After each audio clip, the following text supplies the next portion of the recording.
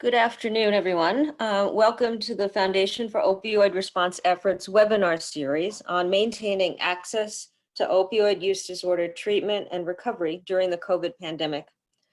I'm Karen Scott, President of the Foundation for Opioid Response Efforts, or FORE. FORE is a national private foundation supporting solutions to the opioid crisis. As we all know, that crisis now intersects with the global COVID pandemic.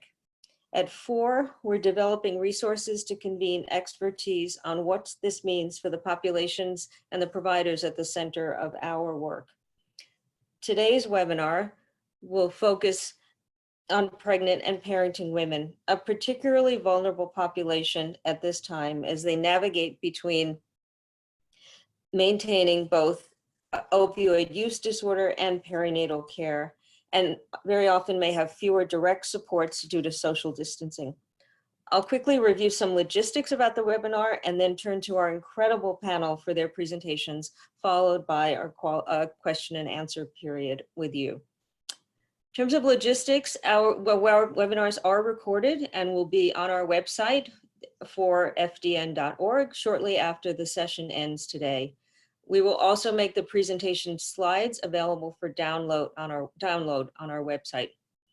Please use the Q&A button found at the bottom of your Zoom screen to submit questions to us for our Q&A discussion later in the webinar.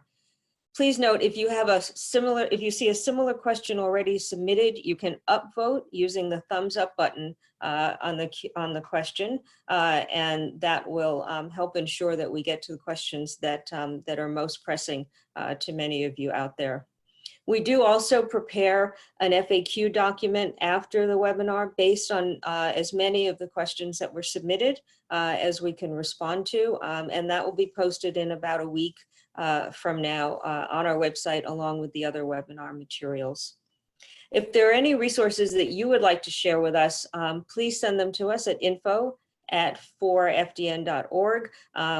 We're happy to continue to learn and to share as much as we can during this time. And finally, there will be a brief survey immediately following the webinar. We really need your feedback and guidance on what's important and what's information that would be helpful to you. So please do take time to complete the survey for us.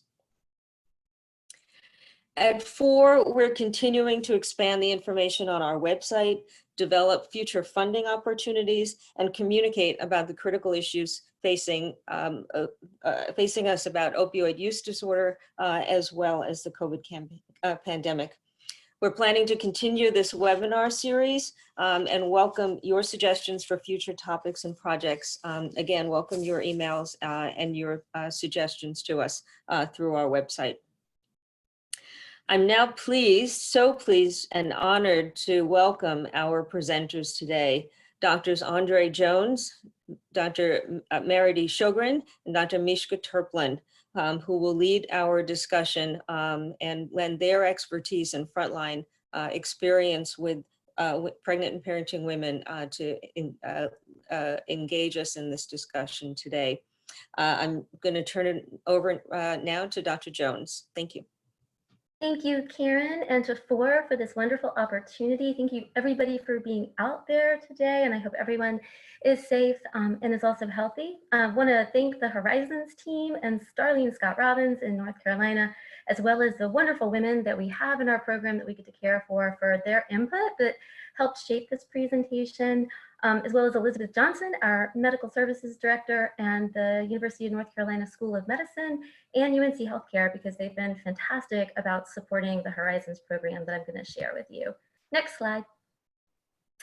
So the outline with the 15 minutes that I have is just to talk about some of the considerations and concerns related to COVID-19, as well as pregnancy and postpartum, share with you a bit about our Horizons population and the care model that we have, and then how those services have really changed in response to the COVID-19 pandemic. And then most importantly, probably, are those clinical pearls, those lessons that we've learned about things to do and things to avoid. Next slide.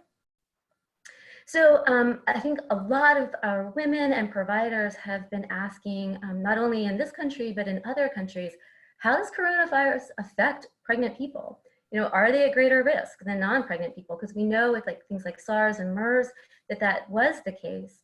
So is that the case for COVID-19? What do they do if they experience symptoms and you're a pregnant or a recent postpartum person, and is it safe to breastfeed? I can tell you everything I'm going to tell you today could be outdated by the time I finish talking, and it's rapidly evolving. However, we do have some guidance that has been published. And so, for example, the Royal College of Obstetricians and Gynecologists, as well as the Royal College of Midwives. Oh, go back. Sorry. Previous slide, please. So what they have suggested is that pregnant women are not at greater risk than non-pregnant patients from COVID-19. So that's, I think, really reassuring, although of course that could change, but they don't seem to be more susceptible.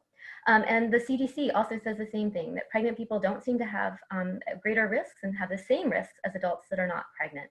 However, we do know that pregnant people do have changes in their bodies, and it could increase the risk of some infections, but the data that we have so far don't support that. In terms of what they do if they should experience symptoms, it's the same things that we tell non-pregnant patients. We want you to self-isolate and take the best care of yourself and follow that medical advice. Around breastfeeding, if you are sick and choose to breastfeed, then again, wear a face mask, wash your hands before each feeding, or if you're expressing milk, we need to make sure that the breast pump is extremely clean and that we're washing hands before and after pumping and touching any bottle parts or anything like that. There's been some talk, and I know certain places around the globe have been responding to moms and babies, and some places have been separating moms and babies. And at least the Royal College of Pediatricians and Child Health is suggesting against that. And when we think about babies that have been opiate exposed and now have neonatal abstinence syndrome, we know that for them, they are an incredibly important need for having that skin-to-skin contact and caregiver touch and things like that. So I think that that is especially concerning, the separation of mom and baby during COVID. Next slide, please. As I said, everything I tell you is going to be out of date. So literally I've updated this slide 3 times because more papers are published. And so yesterday, as of yesterday in the afternoon, there were 77 papers published in PubMed on COVID-19 and pregnancy. The first one was a case study that did not suggest that there was mother-to-child transmission. There have been rare cases of babies born in the hospitals that have been found to have COVID-19, and they think that it is a postnatal exposure in some way, but not vertical transmission. And then the most recent cases that are published, and I know more on the way, are a total of 38 cases. And you can read on the slide there, again, not suggesting that there are vertical transmissions of COVID. And then also of note is that many of the papers that are giving suggestions are saying, let's please consider pregnant women in the design of clinical trials and future COVID vaccines, because they are an important group that we need to think about. Next slide. So this is a snapshot of the Horizons model of care. We do have a very rich, comprehensive array of services, everything from residential services where moms and babies or children up to the age of 12 can live together in their own apartment while they are receiving specialized care for both themselves and their children. We also have outpatient care.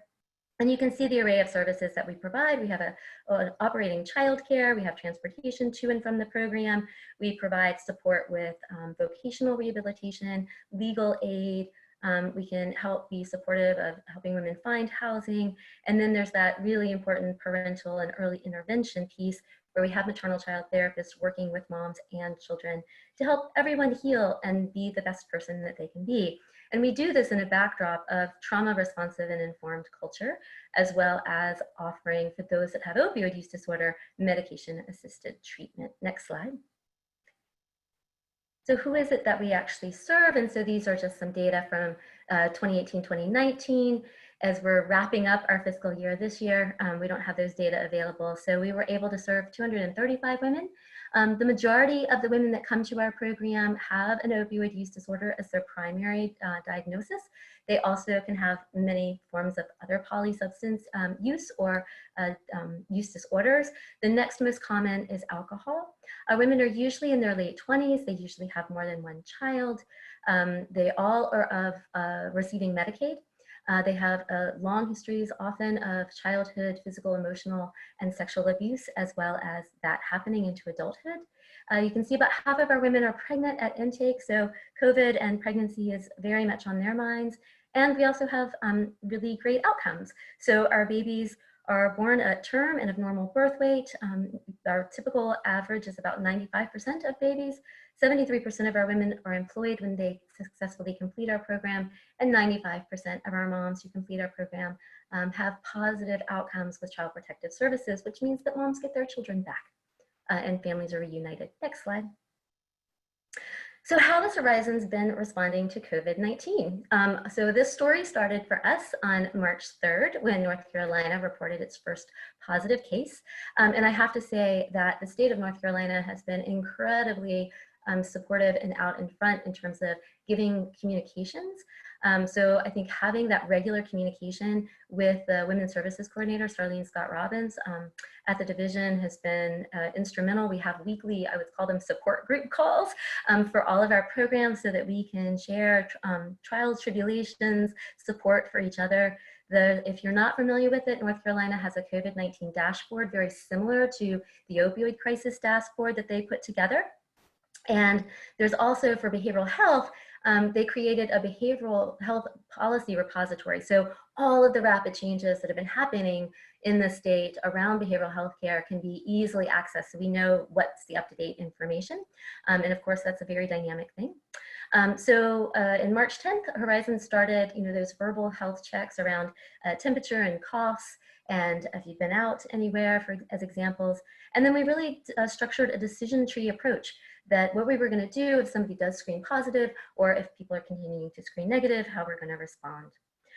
We obviously, like other places, hung all sorts of health education information about washing hands, covering coughs, doing all those things that we're all socially distancing, that we're all very familiar with now. And then we took the time in groups and in individual therapy and even in the childcare to educate the women and the children about age-appropriate and stage-appropriate steps that they can take to stay healthy, and also as well as our staff. Obviously, we increased the cleaning and sanitizing. Personal protective equipment like gloves and masks have been given to our staff, our women and our children. Psychiatry, we're really lucky at UNC to have a wonderful department of psychiatry, and they've been pumping out a ton of resources around how to deal with anxiety and self-care. That as our team are really at the same anxious pandemic, how to help make sure that they're not giving from an empty cup. We have updated COVID-19 protocols that almost daily there is communication, and then we have the staff with the essential designated responsibilities. And then we had the school closings that happened, and so we've responded in that way to having mommy and me and on-site childcare for those school-aged children while schools were closed. Next slide. So as we transitioned from face-to-face care, when that became too dangerous, we moved to teletreatment. The state's been great about giving us codes and flexibility and allowing us different platforms. So we chose the Zoom platform, which I have to say, we're getting a little Zoom fatigue. There's a very different thing that happens when you are virtually present all day. It's like being face-to-face, but not really, and it doesn't quite meet everybody's needs. But our women and our staff have been fantastic about that. We quickly, before we rolled it out, did a training on ethics and technology and had to revise our crisis response plan. What do you do if you're Zooming with someone and you see a domestic violence incident start to happen, or perhaps child abuse? So that is something that our team dealt with.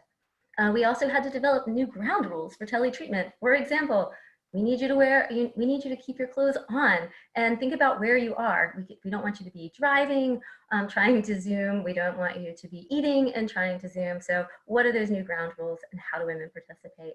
We updated our daily crisis numbers. We do that every single day, and to make sure we have the most current phone numbers for all of the women in our treatment program. We've had lots of talks about urine testing, and I think Mishka's going to talk about this, but really the primary guide right now is what is a positive result going to, how is that going to change our care plan? And we've reduced the number of urine drug tests that we're doing. We've increased the verbal health screens on every shift for our residential team. We have a COVID-19 move-in plan that includes isolation for our women and children when they move in, but still making sure that they get the physical supplies that they need and some interaction and communication, but just doing it in a really safe way. Moms, all of our moms that are with us are at high risk of childhood abuse and neglect of their children. And so our maternal child therapist did a mommy survival guide, which has been fantastic. We have pictures of schedules to help them create stability with their kids. And the other thing we do, we have to care for our team. And so every day for years, I've been sending a thought for the day, and now we're sending an additional self-care tip, as well as 3 mommy and me things that our women and our team can do with their children. And to give a shout out to Jackie, I mean, she made all of our masks, all of our cloth masks in one day for all of our women and our kids, and we're just eternally grateful. Next slide. So what's worked for us? Don't think you can educate once. You have to educate and repeat educating and sound like a broken record, both for the staff as well as for the women that we serve and their significant others. That's a list of emergency contacts we've talked about. Oh, when we moved to Zoom, one of the things that we did is sat down with each woman and looked at how are they going to access this, because many women are accessing on their phones. Data plans, data use, data storage, all minutes, all those things had to be troubleshot, and we're still troubleshooting those things. There's explicit conversations around confidentiality, around no recording, what those guidelines are going to look like. We designated one medical authority, you can see her there, Elizabeth Johnson, to really be the point person for all of our COVID responses. We've had to help women develop a COVID-19 birth plan. So talking with their providers about what this is going to look like in the ever-changing environment, who cannot be there with her, and if they can't be there, to support her. FaceTime, what are those allowed vehicles that can be used so that she's not alone and isolated. And then for our residential settings, we set aside 2 apartments in case we need to have quarantine for women that are coming in. Next slide. Some of the things that we've avoided, so our staff and our women I think we're binging on COVID-19 media, and so we had to tell them to turn that off and limit consumption to like 30 minutes, no more than an hour a day. One of the things we found Zooming with groups is that those multimedia tools or movies tend not to be as effective as they are in person. And also for some interesting reason, just providing written memos about information has not been helpful. We have to over communicate right now with the women and also with the team to make sure that everybody's getting the information. Women have reported just Zoom fatigue because obviously the NA and AA networks are all also on those online platforms. And so it's a little bit more difficult for our women to grow their networks. So we've been doing different things, meeting actually outside in very small groups, socially distanced, to provide that sort of support. So women preparing to leave the program are really scared, of course, because housing, employment, all those things have dried up in many places. And so that is a struggle. And so helping them kind of manage that anxiety with the tools that they have, and then also looking at what they can do online, because there are many places that actually are employing people online.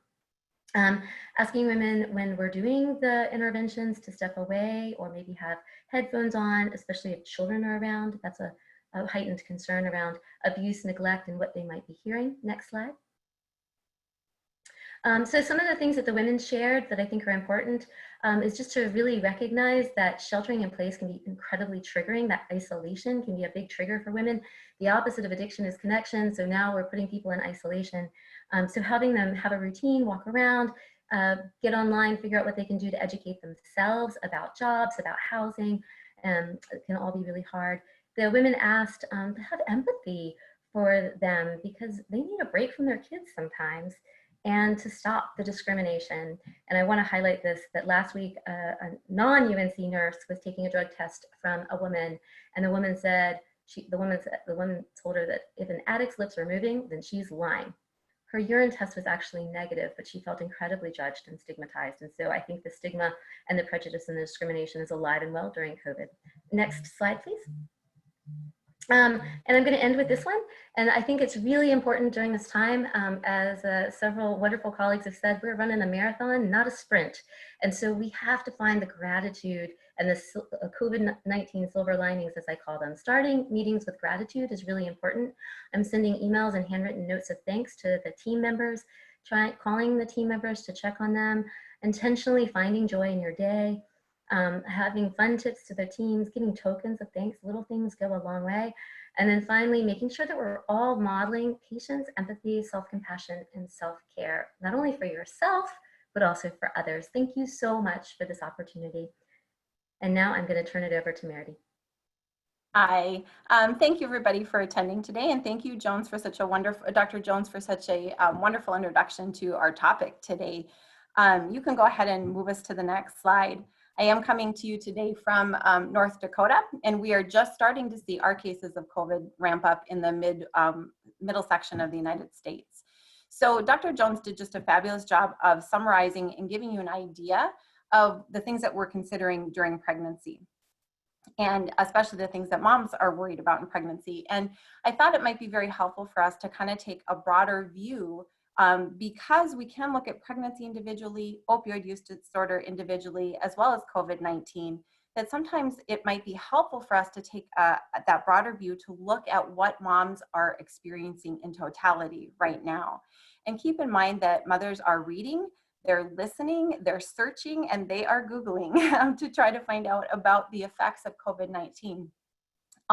Whether they're pregnant without opioid use disorder, pregnant with opioid use disorder, or just concerned about the virus and the pandemic itself.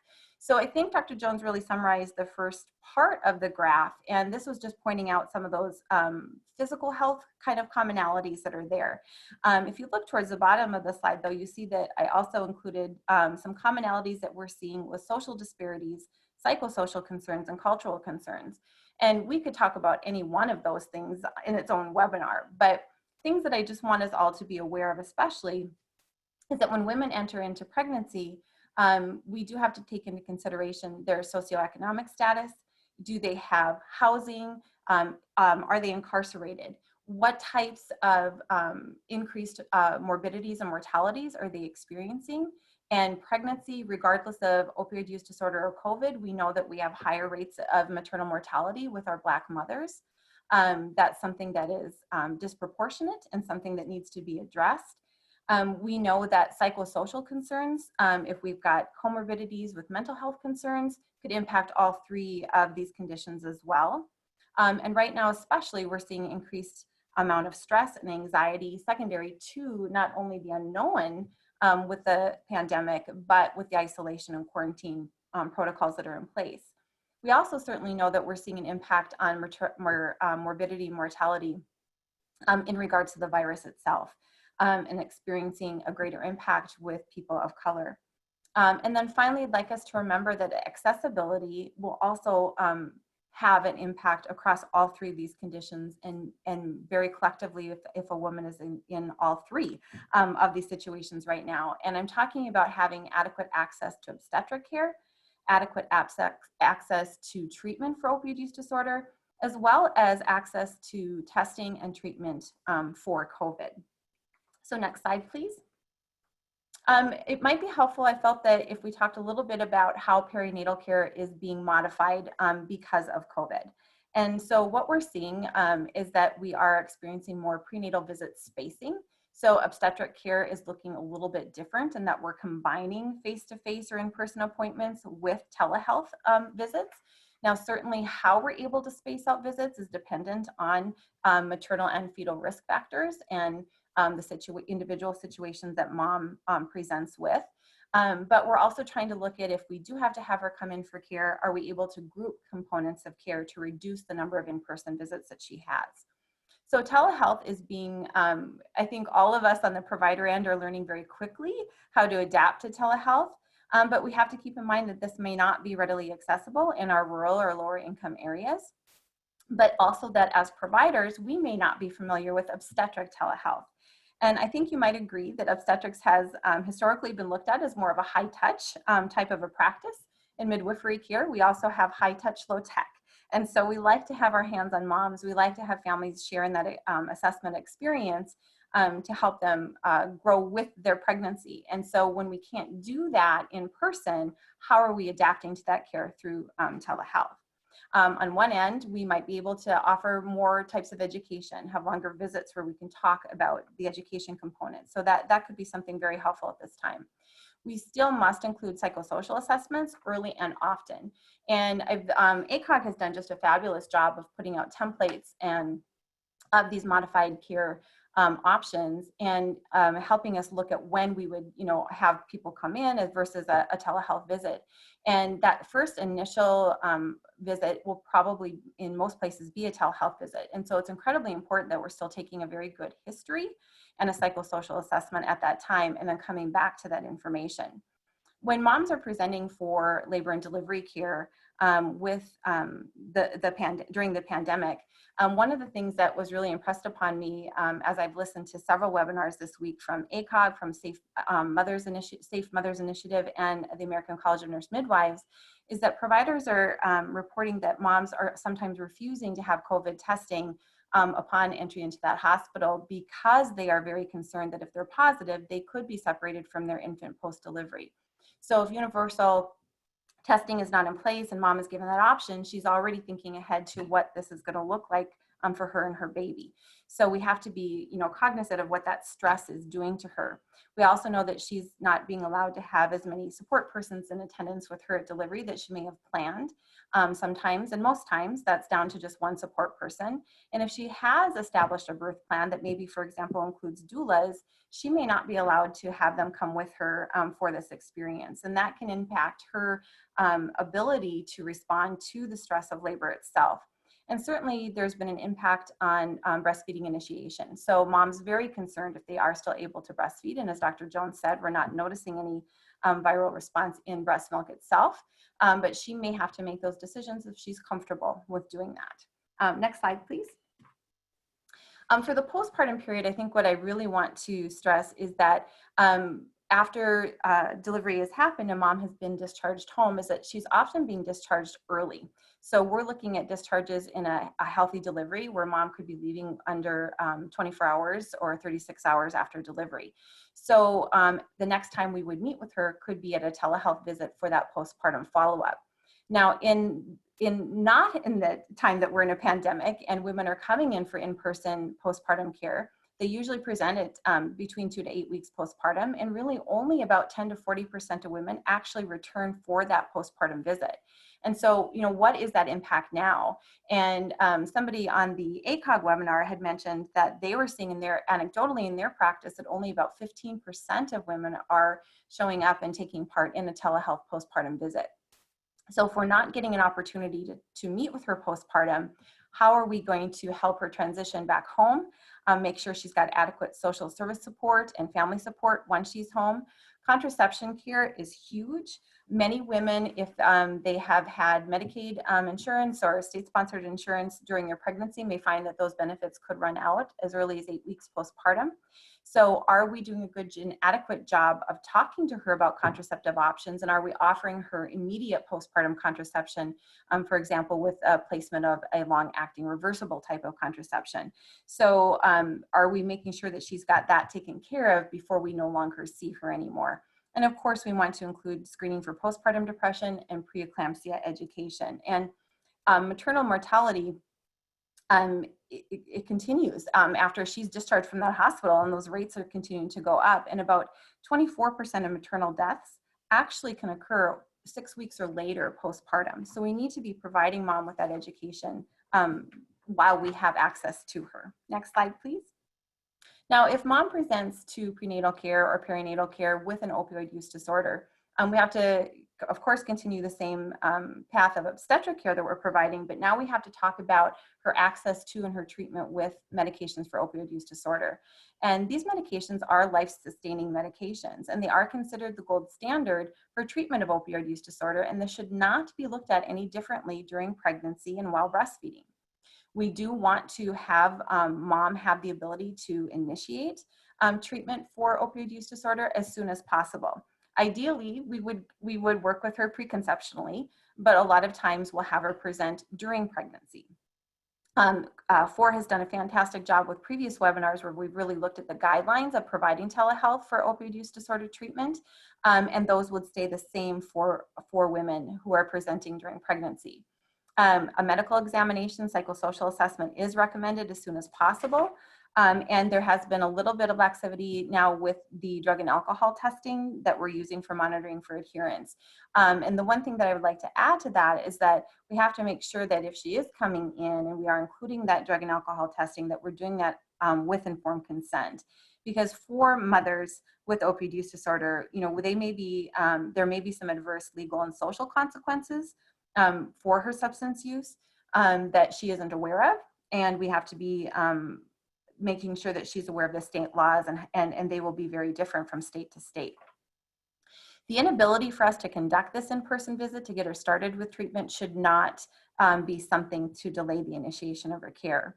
For women who are seeking treatment for opioid use disorder during pregnancy, we also need to know that when we have visit spacing, she must be aware of the fact that her doses may need to be adjusted a little bit differently than for somebody who's not pregnant. And women during pregnancy may need split dosing, for example, just secondary to the change of pharmacokinetics that happens to her body during that pregnancy.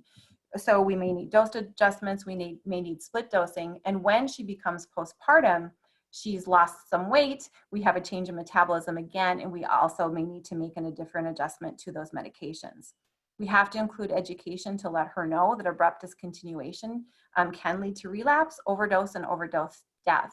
And we have a dyad that we're talking about here. So we have to look at increasing her understanding of the two people that we're working with during her pregnancy. We also have to be very clear about harm reduction, and if she's aware of those things. Next slide, please. If a mom with opioid use disorder presents to labor and delivery and she has not initiated treatment during her pregnancy, it's especially important for us to be aware of any withdrawal symptoms that may be evident upon her arrival.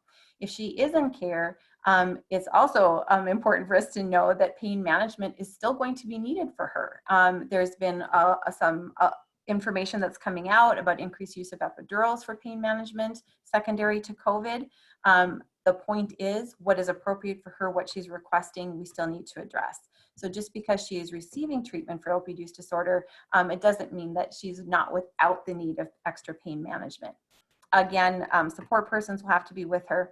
And pre-labor and delivery, we really have to talk to her about neonatal opioid withdrawal syndrome, that we will be monitoring for that at the time of delivery. And does she have a plan that if she's discharged early from the hospital, but her infant needs to stay in the NICU, for example, how are we going to be handling that? How is she handling that? Does she have care for other children who may be at home? Is she going to have access to come and see her baby? And what are those parameters around that? Will she need to be tested and test negative before she can see her baby? So making sure she's aware of that impact. Women with, or mothers with opioid use disorder are more likely to discontinue treatment in the postpartum period, and they have an increased vulnerability for relapse. So we have to make sure that we really have done a good job with this warm handoff, helping her know how she's going to be able to continue treatment for opioid use disorder once she has delivered. If it's an obstetric provider who has been prescribing MOUD, will that provider continue, and for how long? If she needs to transition to, say, a family practice provider, how is that going to happen? And who is the next person that's going to guide her through that next postpartum period and guide her while she's breastfeeding? Certainly, we talked about breastfeeding initiation impact with COVID. We also know that women with opioid use disorder can continue to breastfeed while they are on using methadone or buprenorphine. But what is the impact going to be now? Are they going to be still too scared to start? And do we have to educate them that they can continue to breastfeed? Next slide, please. So just some general overall concerns. As I was reviewing modified perinatal care plans for women during the time of the pandemic, I noticed that many of them were not including universal screening for opioid use disorder and substance use disorder. Now, this could potentially be hidden in that initial history intake that they are listing, but I think we have to be diligent to continue to screen. And not only screen one time, but early and often, and then continue to talk about harm reduction for them during the time of their pregnancy. Pregnant women with opioid use disorder are more likely to seek prenatal care later, and they may miss more appointments. So does COVID delay this care initiation even further? And is it prompting us to miss our window of opportunity to initiate MOUD with moms who are presenting to us seeking that care? And certainly pregnancy is a small window of opportunity, but it's huge when we look at the outcomes that can come with treatment for opioid use disorder and the healthy moms and babies that we can see because of this treatment. We also need to look at continued interprofessional collaboration, and we don't have a large number of obstetric providers who also have expertise in prescribing MOUD and vice versa. So the communication is critically important. We have to keep that warm handoff there so that we can keep mom engaged in care. And then finally, please remember that even a pandemic does not end stigma. And the sole act of a woman presenting for MOUD treatment during pregnancy identifies her not only as somebody who has an opioid use disorder, but it also identifies infants and children who are potentially substance exposed. This comes with its own set of concerns, and mom could experience legal concerns. She could be looking at forced detox during pregnancy. We don't know the extent of the social service involvement that may come to be, but we do know that stigma is a significant barrier to care. The Guttmacher Institute always has some really up-to-date information looking at different state-specific laws regarding how we look at substance use during pregnancy. And currently there are at least 23 states who consider substance use during pregnancy as child abuse, and at least 3 as grounds for civil commitment. So if she's already feeling stigmatized and not wanting to present for that care, we have to be aware as mandated reporters what our states are guiding us to do. And we need to help continue to look at this as a chronic health problem for her so that she has a right to continue to receive that care. All right, next slide, please. I wanted to touch a little bit about our cultural responsiveness during this pandemic. And certainly we have women or mothers who are presenting. We have women who are pregnant and are parenting with an opioid use disorder during the time of a pandemic. So 3 major life events that are happening simultaneously right now. And all 3 events may be viewed very differently within that woman's respective culture. So for example, some cultures consider pregnancy to be a very normal part of life. Others see it as an illness, particularly if we look at how postpartum care is delivered and how long they're cared for or maybe separated from babies, certain foods they have to eat, but it can be very different.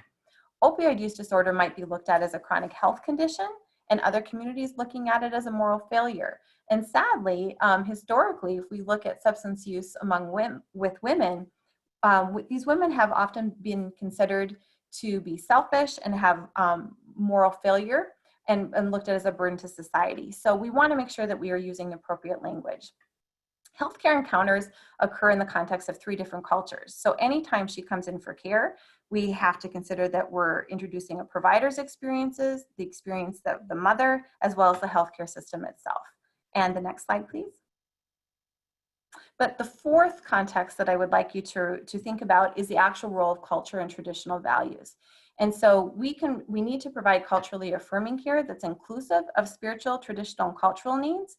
And remember that cultural value of compassion includes a desire for us to help. Empathy means that we're trying to understand their suffering, but we want to be able to have that desire to help. We also need to learn about the communities that we are serving and be able to encourage women to continue to take part in the ceremonies and blessings, for example, that may be an integral part of their care. If women are not being allowed to participate in traditional gatherings because of COVID right now, they have a significant loss of support. And we have to be open to those traditional medicines and treatments that may be desired.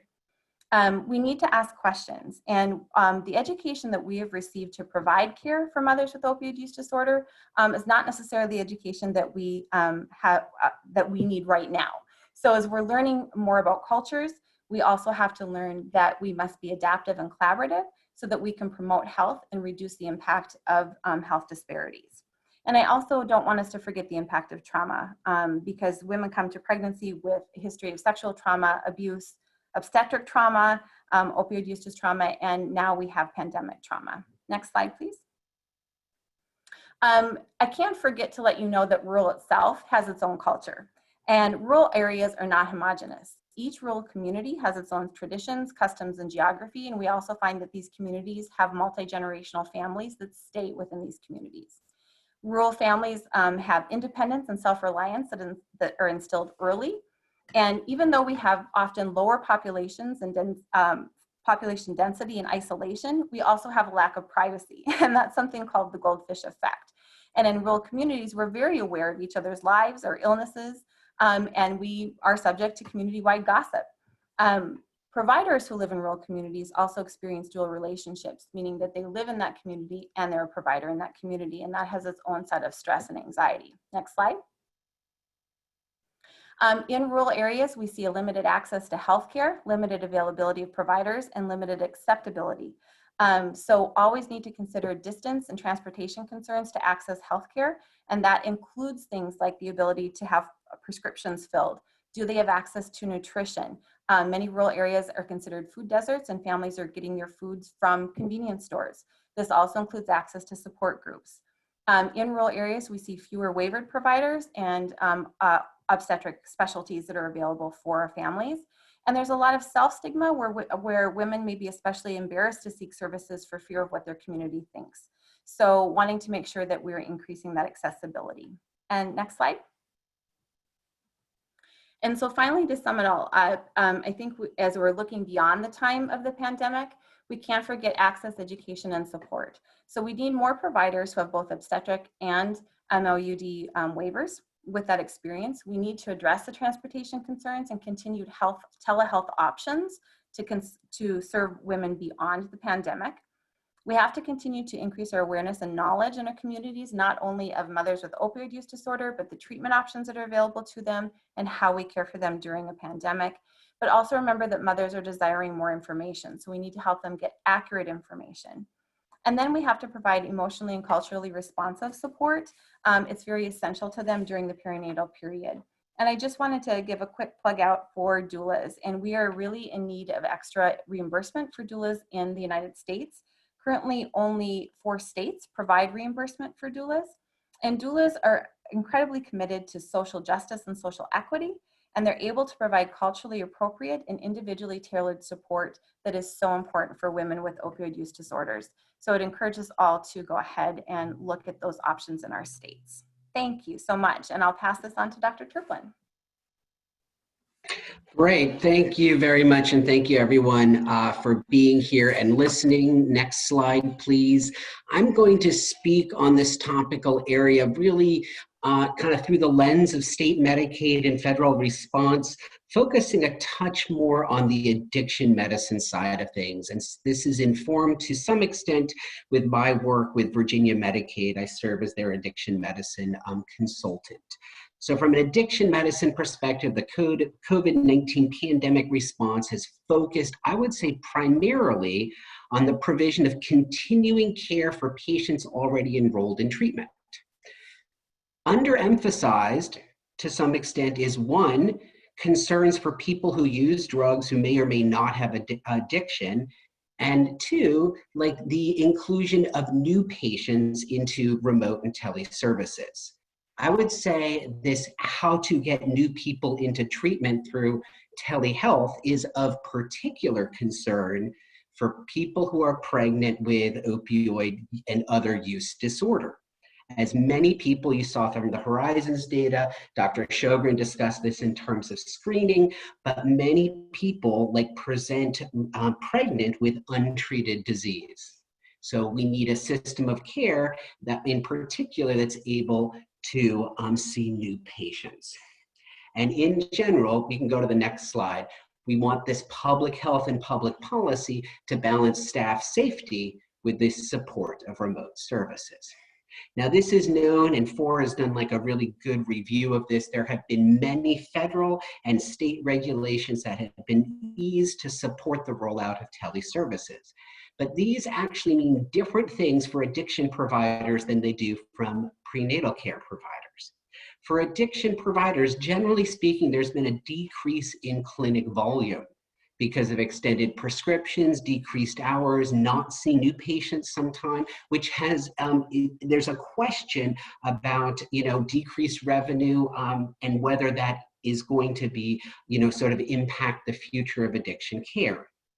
For prenatal care providers, there has been a decrease in volume more due to spaced out visits, but there really isn't a change in income because most states, and this is Medicaid, have bundled payment. So you get paid the same amount for prenatal care, more or less visits notwithstanding.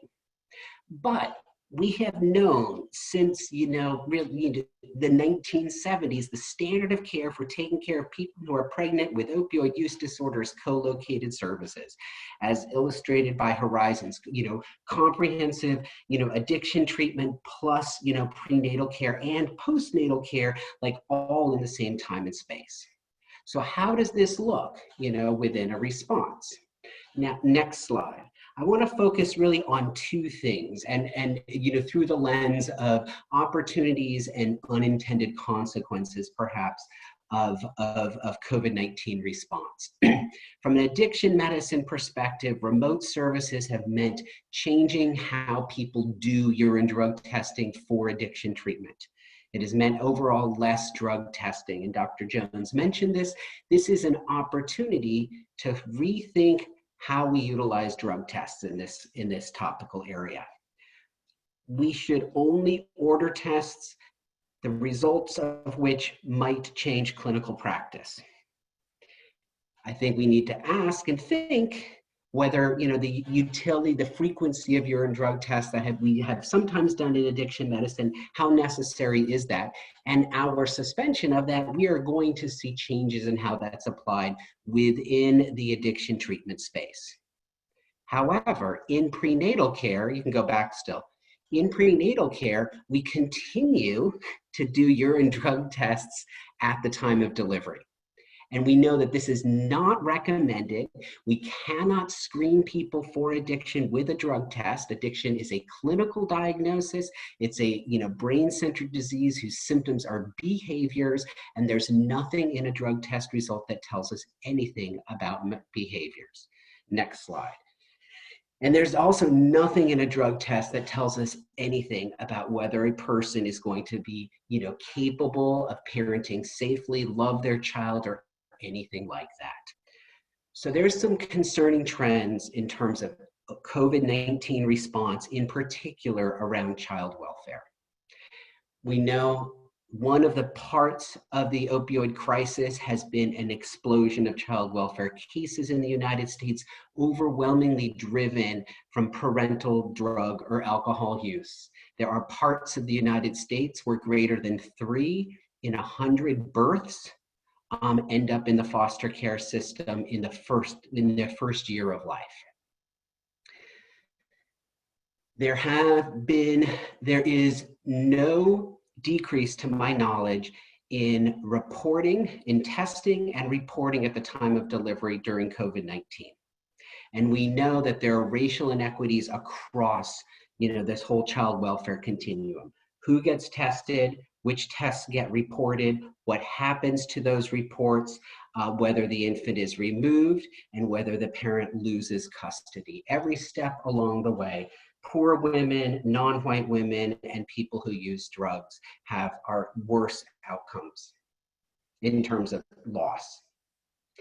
We have seen there have been, in the COVID-19 response, there have been delays in family court hearings.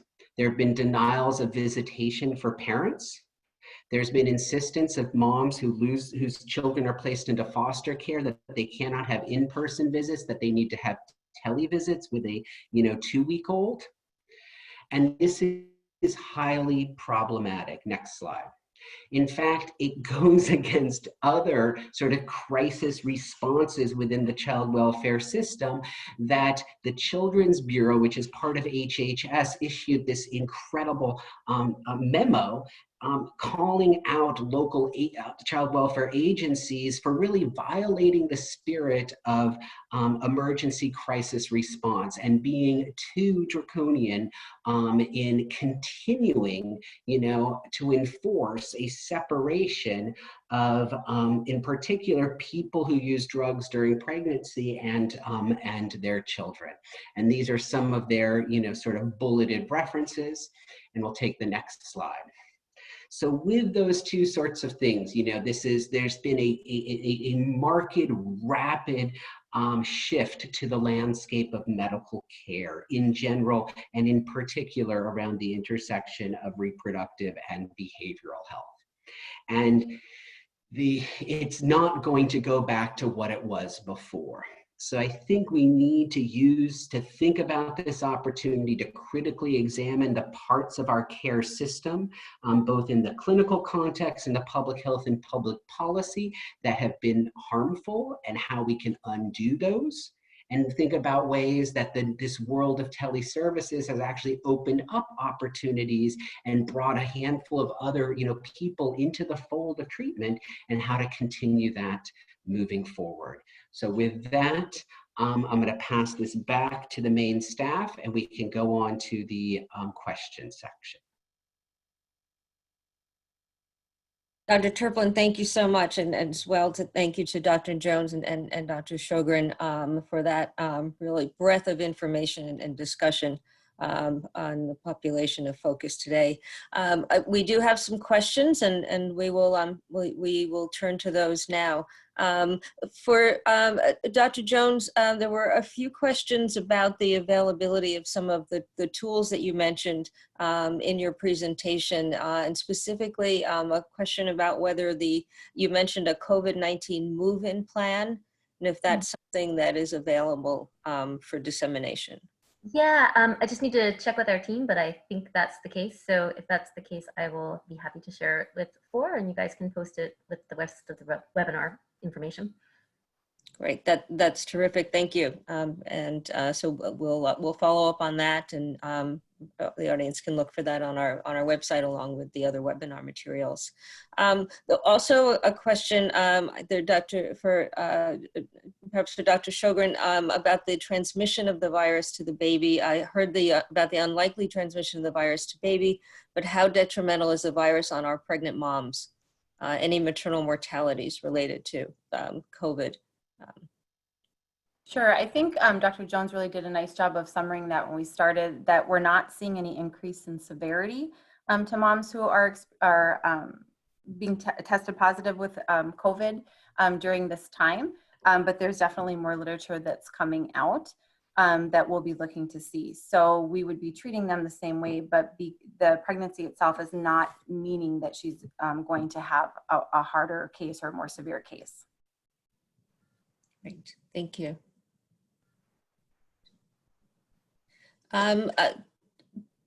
Also for Dr. Jones, you mentioned that a high percentage of women who are discharged from the Horizons program are discharged with employment. Could you speak a little bit more about this as one of the goals for your patients, and how do you do this with women who do not have particular skills or need to organize childcare so they can work? Yeah, so when the women come in, we talk about what kind of goals that they have. And so for some of them, it might be going back to school. For some of them, it might be getting a job. And then we kind of talk about what type of job they might want to have. We have a whole sort of process in place where they do everything from filling out an interest inventory about what are the types of things that they enjoy doing, what do they like, where are their skills and strengths now, and then we have an interview part where they start filling out they put together a resume, and then after we help them craft that resume, we help them fill out job applications online. We're going to help them also do practice interviewing for a job and troubleshooting those kind of more difficult questions about gaps in the resume that they might have. And then we talk about how to negotiate a job offer if that's something that they might have. And so it's kind of a whole process. We work closely with Dress for Success, which also they attend classes there and can get an interview outfit. We have a donation room that also provides interview outfits for them. So they're really kind of from top to bottom. And then once they do that, we also talk about, because sometimes our women will get 2 job opportunities, and maybe one's late at night with shift work, and that's not going to work for her childcare. So talking about who is going to care for her child, what are those backup plans, what are those transportation plans? And so all of that is built into our program. Thanks so much, Hendrée. I think we can do a couple more questions before we end. So question, Maridee, about reimbursement for doulas. Maridee, and perhaps Dr. Terplan as well. What states are you aware of who currently, state Medicaid programs that currently reimburse for doula services? Sure. So right now, Minnesota, Oregon, and New York have put some legislation in place for state reimbursement, and Washington is just moving forward on a state budget for Medicaid reimbursement. Doulas can work in either a labor doula capacity or a postpartum doula capacity.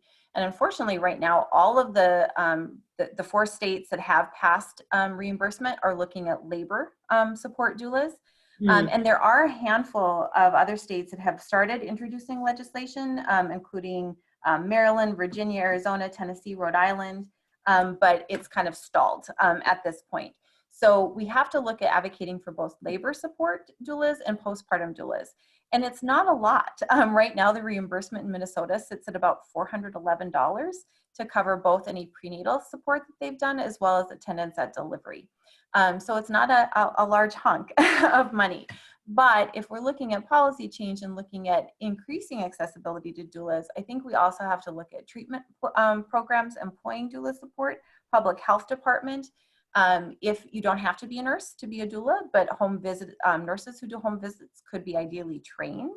And we should really look at our peer recovery support specialists if they have an interest in this area, being able to take that doula training. They may be ideally suited to work with mothers with opioid use disorder in this postpartum period. Thank you.